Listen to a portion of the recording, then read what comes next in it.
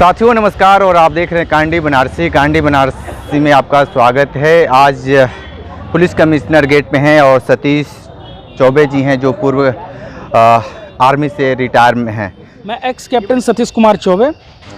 मैं भारतीय शिपयार्ड में 12 साल तक सर्विस किया, जिसमें डिसलोकेट होने के कारण शिप पे मैं यहाँ सेवानिवृत्त कैटेगरी के द्वारा यहाँ हैं। ये बताइए कि पुलिस कमिश्नर का चक्कर क्यों काटना पड़ रहा है आपको? देखिए, पुलिस कमिश्नर का चक्कर इसलिए काटना पड़ रहा है, एक अजय कुमार करके हैं, सब इंस्पेक्टर हैं सारनाथ के। उनके द्वारा वो आईओ रहे हमारे केस में, जो एक फर्जी मुकदमा पंजीकृत किया गया था मार्च में। तो उसमें वो आईओ थे। उन्होंने आईओ जब विवेचना कर रहे थे, विवेचना के दौरान मैं जो साक्ष्य था वो मैं उनको पूरा दिया और उनको व्हाट्सएप पे भी भेजा कि भैया मैं मतलब ये जो एफआईआर हमारे लिए पूरा मतलब ये फर्जी तरीके से षड्यंत्र करके रचा गया है, क्योंकि पैसे का लेन देन उसके लड़के से था, जिसने पूरा लिखित में दिया है। सब उसका पूरा A to Z कंप्लीट रहा है और उसने चेक दिया हमें। जो चेक बाउंस हो गया तो फिर चेक के लिए बोला। तो ये पूरा मामला क्या है? मामला ये था कि एक व्यक्ति था जिसको पैसे की आवश्यकता थी और ज़मीन का मामला था कि ज़मीन उसके पिताजी की मृत्यु हो गई थी। वही मृत्यु प्रमाण पत्र बनने के बाद उसको वरासत हो जाता तो वो ज़मीन हमारे नाम पे लिख देता। उसी प्रकरण में जैसे कभी 50,000 हुआ, 25,000 हुआ, मैं देता रहा। मैं उसको अकाउंट के लिए जब बोला तो उसने बोला कि भैया हमारे पास अभी अकाउंट है नहीं। और फिर वो आगे पैसे मांगने लगा तो मैं उसको बोला कि भैया आप एक काम कीजिए, अकाउंट खोल लीजिए। जनवरी में जब अकाउंट उसका खुलवाया गया, फिर उसको मैं जब बोला कि अब भेजूँ तो वहाँ पे वो मना कर दिया ज़मीन देने से। तो मैंने बोला जो हमारा पैसा 6 लाख लिए हो वो पैसा हमें वापस कर दो। दबाव बनाने के बाद अच्छा वो पैसा हमें आरटीजीएस किया सारनाथ जाके।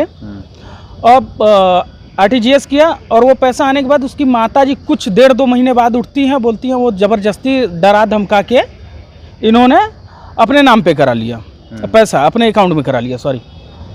तो मैं ये पूछना चाहता हूँ, आरटीजीएस अगर पोस्टल से किया गया तो वहाँ वो व्यक्ति उपस्थित रहेगा और वो व्यक्ति का साइन लगेगा, रजिस्टर में एंटर रहेगा, तब होता है हमारे अकाउंट में। लेकिन एक बात बताइए, पूरा मामला क्या है कि आज यहाँ पे कमिश्नर साहब से मिलना है? पूरा मामला ये था कि विवेचना के दौरान विवेचक महोदय ने 2 लाख रुपए हमसे मांगा था एफआईआर लगाने के लिए, जिसको मैंने मना कर दिया क्योंकि साक्ष्य हमारे पास है पूरा। और जिसमें इन्होंने जब उनको 2 लाख रुपए नहीं मिला तो उन्होंने धाराएं बढ़ा दी हमारी गिरफ्तारी की पूरी। लेकिन मैं धन्यवाद करता हूँ उच्च न्यायालय का, जहाँ से हमें स्टे मिल गया।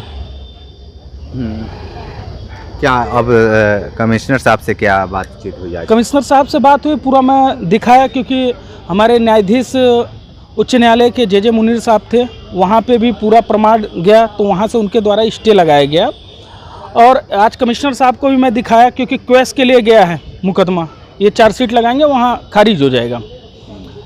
तो यहाँ पे पूरा मैं बोला रिविवेचना आप कराइए, किसी अन्य गैजेट अफसर या से कराइए, और मुझे ये सारनाथ थाना संबंधित किसी भी अधिकारी से नहीं करवाना विवेचना। आपके ऊपर एफआईआर हुआ था? हाँ, एफआईआर हुआ था। लेकिन जो आरोप लगा रहे हैं पुलिस के ऊपर कि आप फर्जी धाराओं पे बढ़ाना, ये इस तथ्य में कितनी सच्चाई है? देखिए, पुलिस बोल रही है जो लिखा पढ़ी हुआ है वो बोल रहे हैं कि बाद में हुआ है। जो कोर्ट का स्टैम्प पेपर पे हुआ है तो स्टैम्प को पहले वो ये तो करें कि ये बाद में हुआ है। नोटरियल उसी डेट पे हुआ है, 25 का हुआ है। और व्हाट्सएप चैटिंग में भी वो महिला बोली है कि हम पूरा करवा के आपको अपने लड़के के द्वारा दिलवा देंगे। क्या दिलवा देंगे? स्टैम्प। अच्छा। जो पैसे का लेन देन हुआ है, जो व्हाट्सएप चैट भी है। और रात के 9 साढ़े 9 बजे उन्होंने मैसेज किया था 2 या 3 अगस्त को 2025 को, और 6 अगस्त को वो स्टैंप लाके यहाँ पे दिए और पूरा नोटरियल सब करा के हमें दी। आपका घर तो कहीं और है, मामला सारनाथ पे कैसे चला गया? देखिए, चोलापुर में दिया गया था। चोलापुर में जब जांच किया गया तो फर्जी पाई गई। अब वहाँ पे मुकदमा पंजीकृत नहीं हुआ। वहाँ से सारनाथ के लिए किस रीज़न से ये यहाँ लेके आए, यहाँ पे लाके बताइए कि अब क्या करेंगे? जिस तरीके से आप पुलिस के ऊपर आरोप लगा रहे हैं, बड़ा आरोप लगा रहे हैं कि जिस तरीके से आपसे पैसे का डिमांड किया जा रहा है। देखिए भैया, पुलिस तो हर जगह, देखिए खाकी ऐसा नहीं बोल सकता हूँ कि पूरी प्रशासन भ्रष्ट है, लेकिन कुछ बोला जाता है ना, तालाब में एक मछली पूरी मछलियों को गंदा कर देती है, वैसे ही भ्रष्ट कुछ हैं जो पूरी खाकी को बदनाम कर रही हैं। और ऐसे भ्रष्ट में से ही अजय कुमार हैं, जिनके द्वारा अगर उन्होंने धारा ये बढ़ाया तो क्या वो उन्होंने दबिश दे के हमें, मैं तो बनारस में ही था, मुझे गिरफ्तार करके जेल में क्यों नहीं भेजे वो? अगर वो सत्य थे तो मुझे गिरफ्तार करना, मेरा फ़ोन ऑन था, एसीपी साहब से, एसीपी सारनाथ से भी पूरी बात हमारी हो रही थी।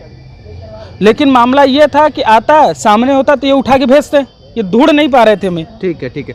तो आप सुन रहे थे सतीश चौबे, जिस तरीके से इनके ऊपर एफआईआर दर्ज होता है, एफआईआर के बाद जो विवेचक होते हैं उनके द्वारा इनसे पैसे का डिमांड किया जाता है। इनका सीधे तौर पर पुलिस के ऊपर आरोप है, और को भी सारनाथ जो थाना है वहाँ के जो, क्या नाम उनका बताएं, अजय कुमार के ऊपर ये आरोप लगा रहे हैं। पुलिस नंबर और जिस तरीके से आज ये पुलिस कमिश्नर से मिलने भी आए थे और पूरी अपनी बातें ये प्रार्थना पत्र में कहे भी हैं। अब पुलिस जांच करके इनके साथ कितना न्याय करता है ये तो वक्त ही बताएगा, लेकिन जिस तरीके से ये लगातार ये बता रहे हैं कि हमारे पास सारे साक्ष्य हैं, व्हाट्सएप चैटिंग है, स्टाम्प है, और ये मामला सिर्फ ज़मीन से आया और ज़मीन से उपजा ये मामला अब थाना कोर्ट कचहरी तक पहुंच चुका है। विशेष इंटरव्यू कर रहे थे, तो हमारे साथ बने रहिए कांडी बनारसी के साथ। नमस्कार।